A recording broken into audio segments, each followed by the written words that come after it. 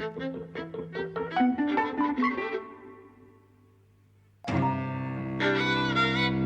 and welcome to Eavesdropping at the Movies. I'm Mike. And I'm Jose.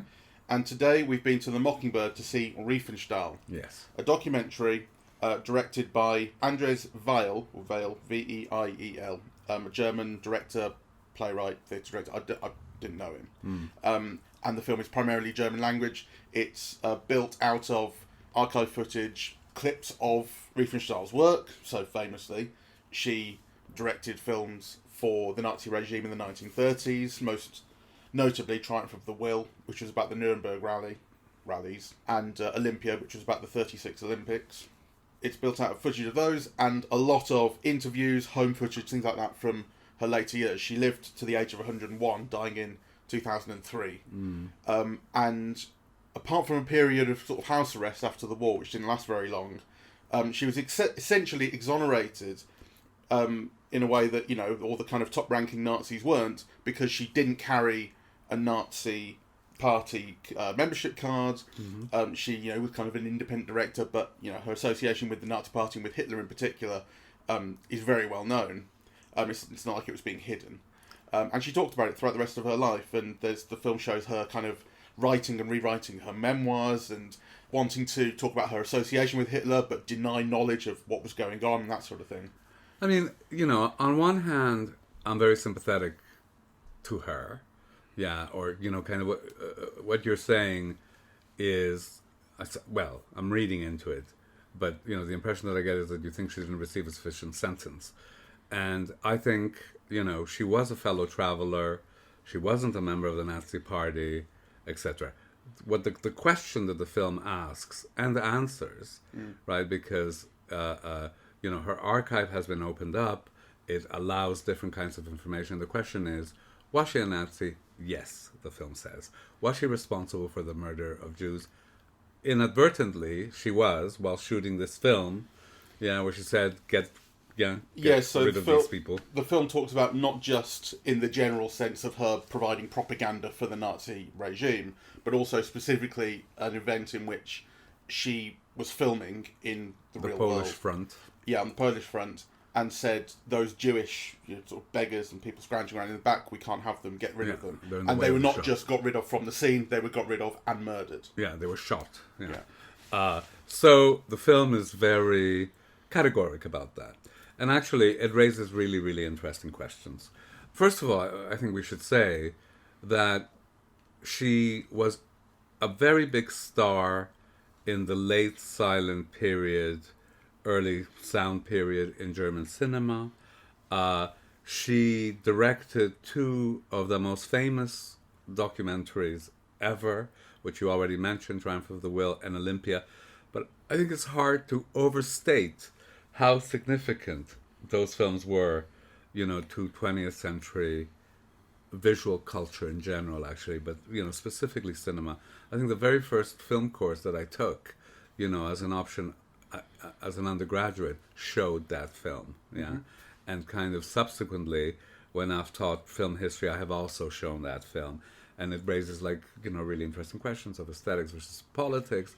You know, the films are also, they're very beautiful to look at if you can ignore what they're being beautiful about, right? And that is in itself kind of an ethical kind of question, and a political question. And she developed a whole range of techniques to get these shots, that were kind of innovative at the time. So, let's acknowledge that she had all of that stuff.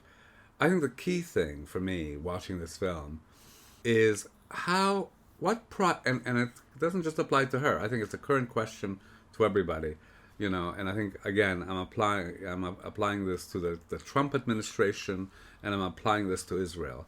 To what extent are you willing to ignore what's happening around you because your own shit is going well?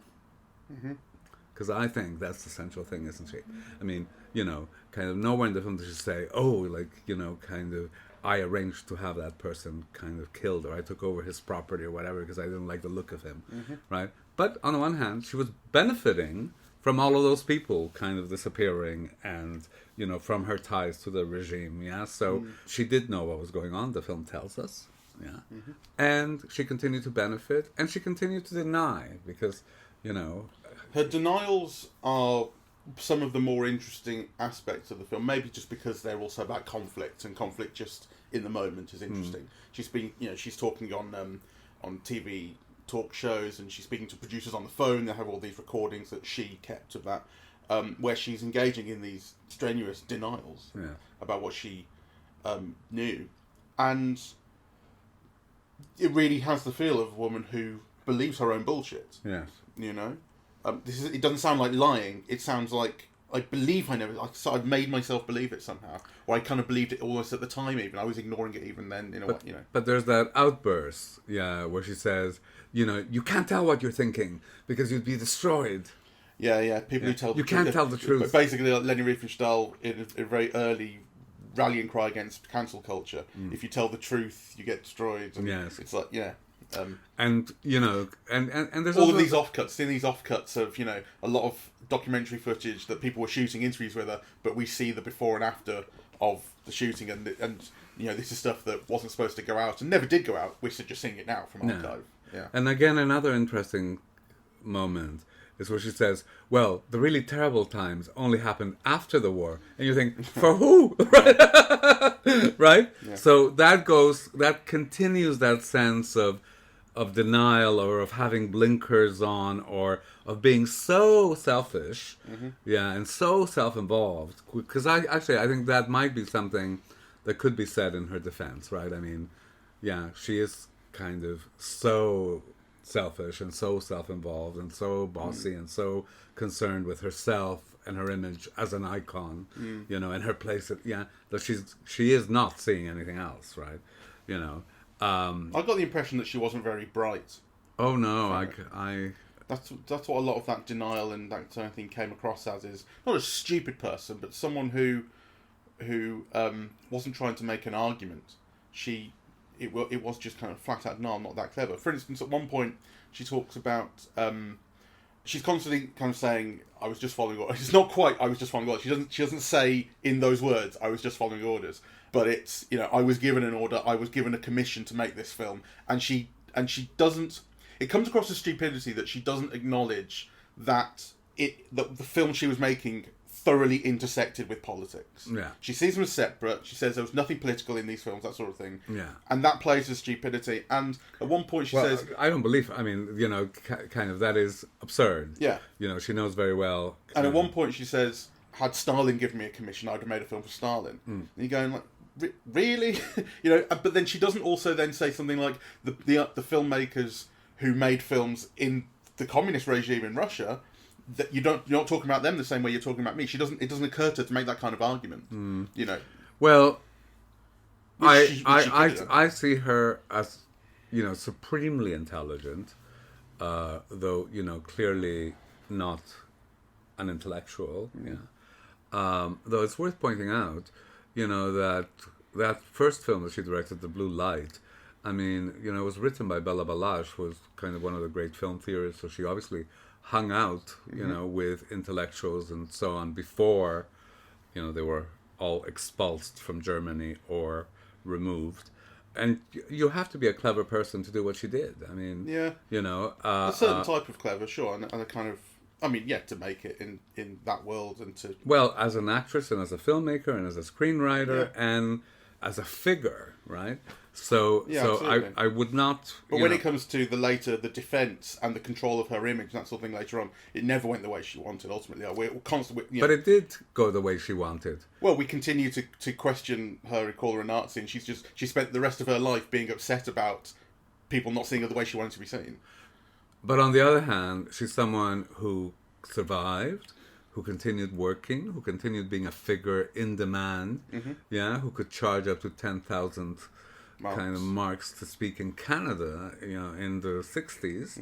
I mean, you know, he was a worldwide celebrity, in touch with Andy Warhol. You see the pictures, and, you know, with all the great figures of her age, way past the war. Yeah. So actually, those attempts at not saying too much, at deny, worked.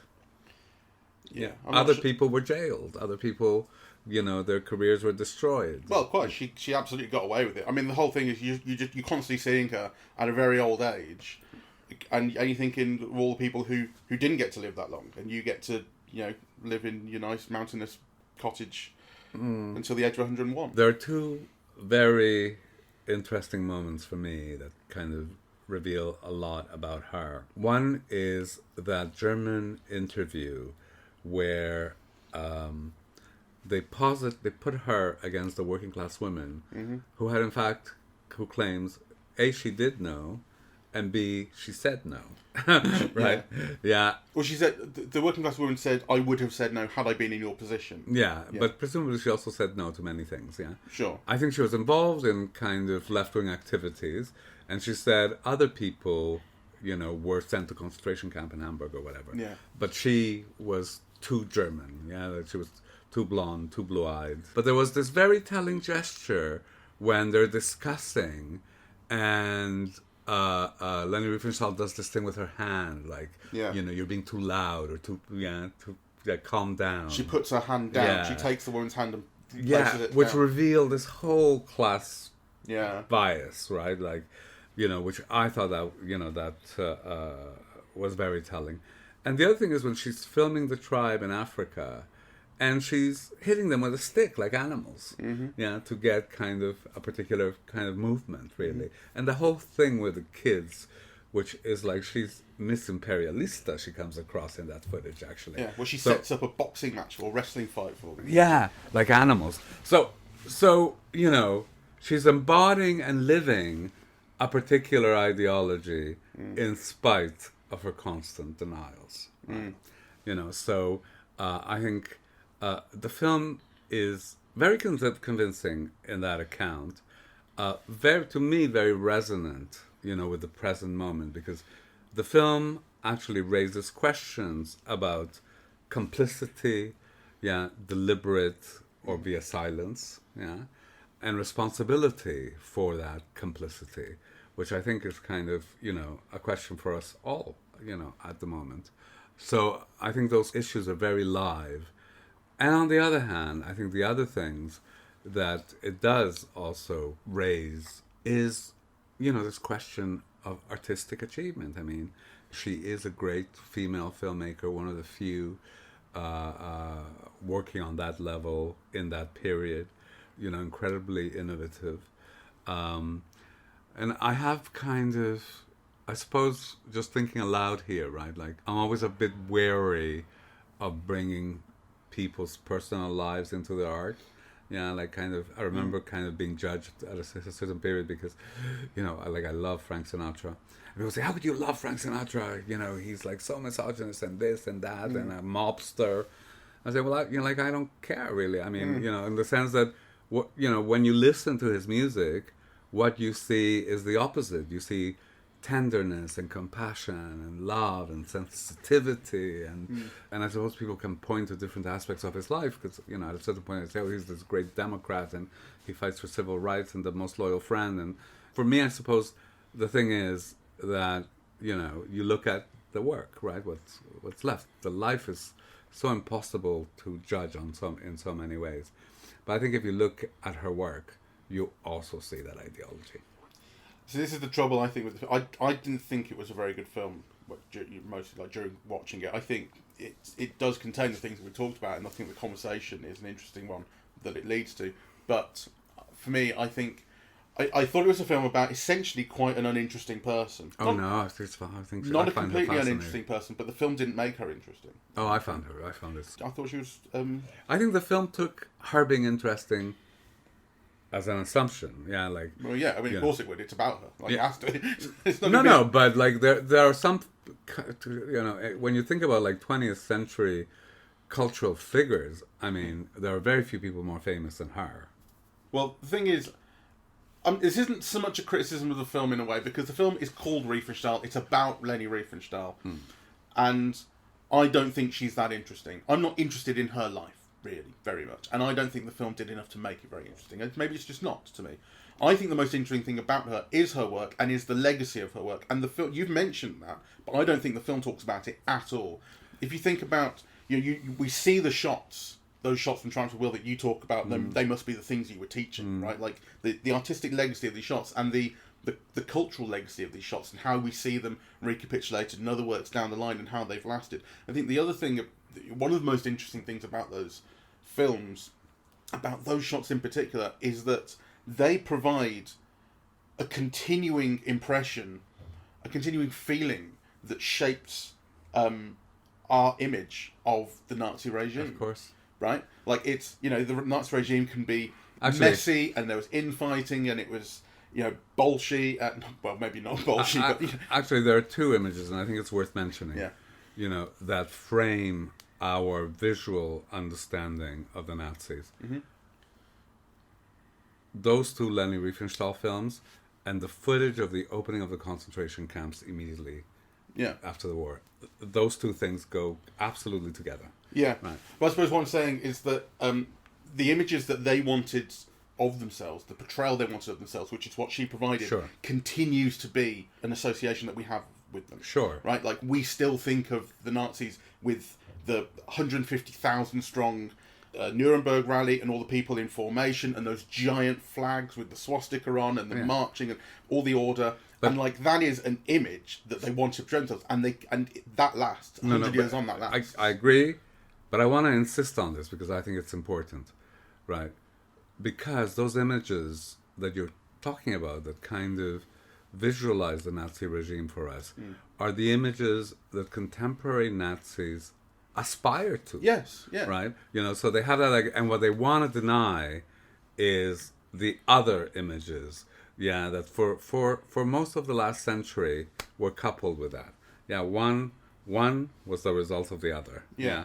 Whereas now, of course, you have all these Holocaust deniers, it never happened, blah, blah, blah. That was faked. Yeah, and all they want to see are these glorious Aryan kind of, Well, what I'm saying is that is her enduring success. I mean, that is, even though the Nazi regime, eventually fell apart and was defeated and Hitler set on fire in a ditch and all the rest of it, that is an enduring success culturally. Yes. We still think of them that way. Yes, and it's an enduring symbol of Nazism. So that, to me, is like the really interesting thing about... Which is owed to her. That, to me, is the really interesting thing about her work. And I don't think the film, this documentary, approaches talking about that. It doesn't seem to have an instinct to even think that that is interesting. We hear people, when they're talking about Riefenstahl in the film, particularly in like interviews and things, they'll say, your work was so innovative and technically interesting and blah, blah, blah. And we never hear any more about that. What actually was it that made it so interesting and technically innovative, if it was? Again, nothing. It's taken as read. It's not seen as very interesting. I think it is interesting. I think that's the most interesting thing about her. The film doesn't go near it. I know. I remember, one of the things that made the most impact on me was reading Frederick Jameson's The Political Unconscious, right? And he talks about kind of the importance of utopia, of kind of, trying to find the utopian dimension to even the worst kind of circumstances. And again, to me, that brings up the Holocaust, right? Because you think, what's utopian about that, right? And of course, again, if you bound Triumph of the Will and Olympia on one end, and the images of the opening of the concentration on the other, the utopian dimension of the Holocaust is those films of Leni Riefenstahl. It's community, all brought together, all sharing the same goals, all blonde with their blonde hair glistening in the sun, all looking like gods, right? All united, right, for one cause. That is the utopian kind of idea behind the actual reality, which was, those concentration camps. So, anyway, just saying that, because that really made an impression on me. It's, because he was saying, if you look at it, you can't just say it's evil, because evil kind of mystifies it, or it leaves it up to the gods or something. These are things that are constructed, that are built, that are designed. And the way of understanding is, why are they designing, constructing, building? Well, they're wanting to kind of build this utopian idea of, kind of this world that we want. And actually, that utopian ideal is Triumph of the Will. So I mean, that's all true. And I just think it's a failing of the film that doesn't seem to be much of an area of interest. It's more interested in... I mean, the things you're talking about are interesting. The question of complicity and the question of class hadn't occurred to me during the film, but you're absolutely right. You're right about, it's an interesting one. It's definitely there. I mean, even the kind of association with skiing sort of speaks to her class. You know, we see her from towards the end of her life, she's still skiing. Well, so, she starred in all those mountaineering and mountain girl films. So yeah, absolutely. So that stuff that is absolutely there, and her life it provides avenues into speaking about those things for sure. Yeah. Well, I mean, I find her life much more interesting than you, for all kinds of reasons, right? And I'm also sorry that the film didn't explore those. You know, so for example, what does it mean for her to marry Nazi, was it Colonel General or something of the Westmalle? Or General something or other, I think, in the middle of the war. What does it mean when she's in her 60s to have a lover that's 40 years younger that would, you know, stay with her? I don't know if it's for the rest of her life, but for a very long time anyway. You know, what kind of independent spirit, because you must have been a very independent thinker to have had the career that she had from the background that she had. You know, she's obviously like an upper middle class kind of background, right? Her father owns, you know, some business. So to have forged an independent career as an independent woman, you know, from the 1920s onwards, that takes some gumption and some self-confidence and, you know, some will, right? So triumph thereof. Yeah, so I would have liked the film to delve deeper, right, psychologically into those things.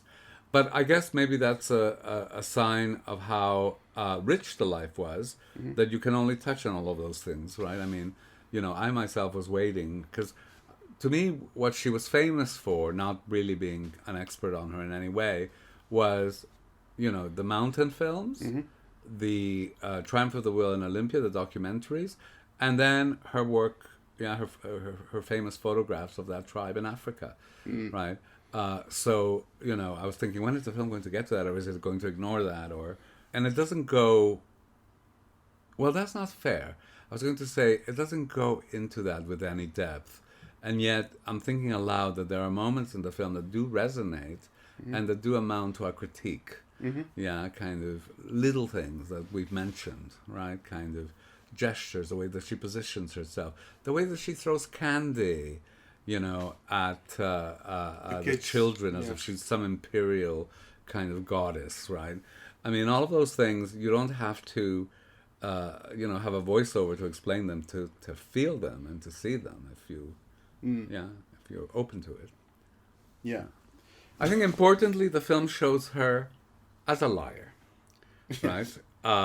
You know, as someone who, in order to maintain her image, her position, her iconicity, is willing to go to any extent. And I think the moment for that was that moment where she's denying that she knew anything about camps, and then the film tells you that actually all the gypsy children, that worked in her late 30s film were taken from a gypsy camp. And, you know, so the film contradicts her. And then she has this moment, oh yes, and I'm still in touch with many of them today. And then the film shows you that they were all taken to concentration camps with the dates of their death, right? So, like, I've been talking to them regularly, right in my eye, right? So, And yet, you know, another thing that I found fascinating was the sheer vanity, right? You know, that you see in her filming of herself in the blue light, that you see when she returns to that site, you know, and she's filmed like an older version, but with all the light hitting the right spots. You know, the way that when she's 100, she still insists on being filmed with particular light, and yet you see that she has no eyebrows and they're all painted in and they look very garish in color. Right. Yeah, she says, you must get rid of this wrinkle, as if her face isn't made of wrinkles at this point. Yeah, she's 100 or close to 100 or 90-something. And there's talk throughout the film, talk from her in particular, about beauty. The beauty is the ideal. Yeah. You know, I wanted things to be beautiful. The kids that she sees in Africa are beautiful, and the guys in Olympia are beautiful, and beauty is everything. But she doesn't see that as Nazi, you know, because she says, well, that's a Greco-Roman ideal. I didn't invent it. Yeah, well, that comes down to, or that relates to the way she denies having an influence on the things she was filming. She thinks she seems to. She takes no responsibility for the effects. She takes no responsibility. She implies, at least, that the role of a documentarian is simply to capture. It's not to decide what to capture and to shape what they capture. Yeah. She thinks that she's just documenting, and which is kind of. She says, which is again lying, right? Because sets were built. Yeah, kind of shots were designed. Yeah, yeah, but like she took, she says, I didn't invent that ideal, as you say. That's just the ideal. That's what these people look like. And then she's asked, would you make a film about disabled people? No. Right? Yes. Well, I mean, are you documenting or not? Right? Yeah. Like, No, but we're. I mean, so I think, she's saying, I didn't invent those bodies. Those were real bodies, right? Yeah, but the light didn't hit them that way, and the camera, didn't get it from that particular direction. And also, the person I was making the films for kind of didn't sterilize, like people who didn't, look like that, or didn't think that they could reproduce like that. I mean, anybody who had any kind of illness or deformity, was kind of sterilized, really, in the search of that particular beauty. That was like part and parcel of the policy. So you're either exterminated or you're sterilized, or The film talks about even the guy. Was it the guy who played the Olympus figure, or whatever it was, at the start of Olympia? Yes. Had a mental breakdown and was himself sterilised for being then genetically defective. Yeah, that was the cameraman, not the. Oh, was it? Yeah. Right. Sorry. But that's a very good point. The other thing that I want to mention, which again has resonances, was all the tapings, phone conversations of support for her. Yes. Right. That This is so interesting. Yeah. Yeah. That people are saying, they would call her up and, oh, you're so brave. You tell the truth. Right. It's a real surprise, I think, because the film in the opening of the film, we get an introductory montage of various things, and then the film settles on that television interview in the 1970s where that Kretschmer she's speaking to, and it shows it for an extended period. I was thinking, I just want to watch the whole thing, and there's a back and forth and everything. She's being criticised and she's fighting back. And then you see a photo of a giant mailbag and things. She sorted all of the correspondence she got, and we start to hear it, taped phone calls and messages, and it's all, you were really brave, well done, you stood up for blah blah. And you're going, the film is absolutely setting you up to think she got loads of phone calls from people telling her how much she sucked. Yes, and it's the opposite. I mean, I'm sure there were those, and in fact, on that list we see her categorizations of the various things, and there's like 1 to 7. And number 7 is correspondence from Jews and communists and other points of view. Yeah, but the first 6, are versions of people who like me. Are all in support, including those who sent her money. Yeah. Right? So to me it brings up these questions of the silent majority, or, here, that moment during Brexit, right, where kind of people could say whatever they want, and now people are probably still feeling it, but now they feel they can't say it, right? Yeah. So Leni Riefenstahl's Nazism, her support for a particular set of ideas, still, in the 70s, can't be voiced, as she says. You can't tell the truth. Yeah. But actually has masses of underground support. Exactly. Yeah, to the extent that it feels like the silent majority, right? That kind of Reaganite term, in ways that I think are again kind of resonate in not in direct ways, but in ways worth thinking about. Yeah, with these ideas now of the way that woke is being criticized, or political correctness a few years ago, right? People feeling that there are certain things that they can't say, because they'll be damaged socioeconomically, right? Or despite the fact that it is the biggest business right now. I know. I mean, so there's a YouTuber and sort of cultural critic called ContraPoints, Natalie Wynn, who's a trans woman, and on Twitter some time ago, someone put something about how Apple and Nike and all the big companies will put up a rainbow flag version of their logo when it's Pride Month. And they're going, oh, it's so stupid, no one believes that this is just corporate stuff. And she was saying, wait until they stop doing that.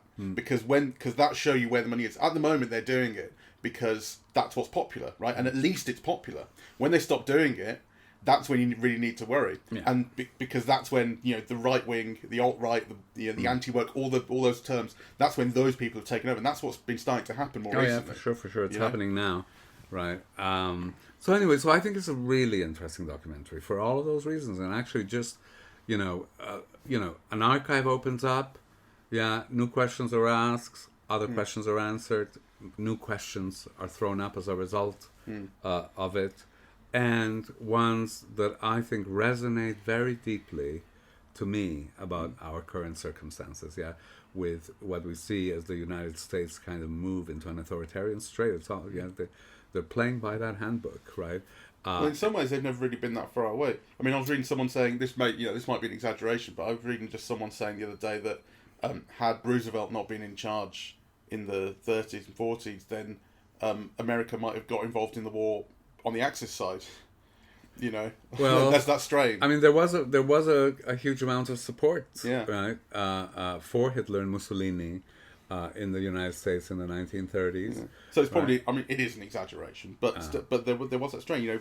While we were busy fighting the Nazis, they were holding fascist rallies. Mind you, so were we. We had the Mosleys and things. Yeah. It wasn't unique, but the move. I mean, especially when you think of, let's forget about what America has actually done, because, then the whole thing falls apart. If you just think of the ideals of what America represented and what people believed in, right? Like, maybe people who weren't too well informed, but there was a real belief in what the best of America stood for. The Constitution, the Bill of Rights, all of that stuff. And to think of what's been happening kind of recently and so quickly, right? Kind of where the Constitution is being ignored, the Bill of Rights is being ignored, habeas corpus is being questioned, right? I think this is a film that kind of really resonates, not with people who are actually driving it or doing it, right?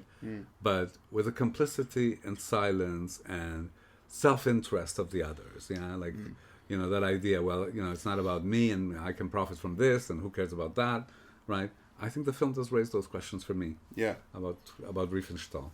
I think the film is also a good example of how to use an archive. I mean, this seems to have come about because the archive was opened in, I think, 2016. I think, was it just recently, was it Caligula we saw that was built out of an archive that had been opened up, that they were able to build this new version of Caligula from? Similar sort of thing, or similar use of an archive, because there's so much in this Riefenstahl archive, and when we're talking about her documenting things as she would see it, sort of blankly and dispassionately, the archive does reflect that. I mean, she was recording every phone call. She was recording kind of everything, and it's just so systematic and defiling, right? Yeah, or at least some of it. It does say a lot of it is pretty kind of all over the place as well. It mentioned. Well, she shows off, her. Rigorous filing of 50 court cases. She does, yeah, exactly. So some of it is very well organised. And to be fair, when I say, she was recording everything, most of it is some form of, at least it could be seen as some form of self-aggrandisement, because it's either phone calls that are in support of her, or, I suppose, if it's something that's in support of her, then, it's just obvious ego boosting. And if it's something that's against her, then it's a railing against the thing that was against her. There's all this footage, which I assume has to come from this archive as well. It's footage from those documentaries that we see, which, as I mentioned, is the extra footage that was cut and the argument she was having with the directors and the interviewers and things. And that is, sort of absolutely against her, because she becomes volatile and emotional and vigorous in her denials and things. And also very diva. But, if you're on her side, you can absolutely see that as like, stand up to those fuckers, girl, get them. You could see it that way. I don't know, maybe that's in her archive, maybe that comes from other places. Like, maybe there's no good reason she would have owned that footage. So there's that. Anyway, but I think the film does marshal its material very well. Yeah. And it sets it out, like, the film is essentially non-chronological. I mean, there's a rough move from, let's see, the early life and understand how she got involved with the Nazi Party and Hitler. But throughout the film, we're seeing footage of her later in life and from various different periods, the 60s, 70s, 80s, even the 90s. Because what's interesting, and the way the film is organising its material, is by subject and by tone rather than by date. Yeah. Well, I mean, to be honest, I found it fascinating, and I think a measure of how good it is maybe in comparing it to how bad something else can be. And last night I saw the documentary on Liza Minnelli, which has had a huge release. And what's it called? A fabulous something. Is it a film documentary? It's on BBC Two. Yeah. Right. But is it a feature? Feature yeah, length? feature-length documentary. Right. It's been released in cinemas. Okay. Yeah. Okay. And kind of it's organized around the people who mentored her, so it's very humble in that respect. But if you just think, and it's got fantastic archival footage, right, that one also wants to see. Yeah, but it's a film that's done almost without cinematic nous, right? So ostensibly, Minnelli sweated a lot, perspired a lot when performing. So Halston designed these dresses. What are they called? Yeah, when they shine. Yeah, when they have little beads, sequins. Sequins, right? Yeah. You know, so these sequins kind of become a metaphor for Liza Minnelli, right? And they're filmed almost flat and so close that they look tatty, right? Mm-hmm. You think of all the ways that a camera could have made that image glisten and sinewy and sensuous and evocative, right? And it's just like tatty. And actually, this film, I think, is using all of this kind of footage in ways, beyond the understanding of the filmmakers of the Liza documentary. Mm-hmm. Yeah, it's kind of, I mean, it might not be one of the greatest documentaries of all time, but it's a really sophisticated, complex one with fantastic archival footage, I think. Yeah, so it's worth seeing and worth having a chat about. All right, well, thank you all very much for listening. We're eavesdropping at the movies, and we are on Apple Podcasts, Audible, Spotify, SoundCloud, YouTube, and YouTube Music. On social media, we're on Facebook and Twitter at Eavesdrop Movies. Nazi stronghold Twitter, and and Blue Sky at eavesdropping.bsky.social. So we've got kind of the right wing and the left wing social media accounts, and the website is eavesdroppingatthemovies.com. Thank you very much. Bye bye.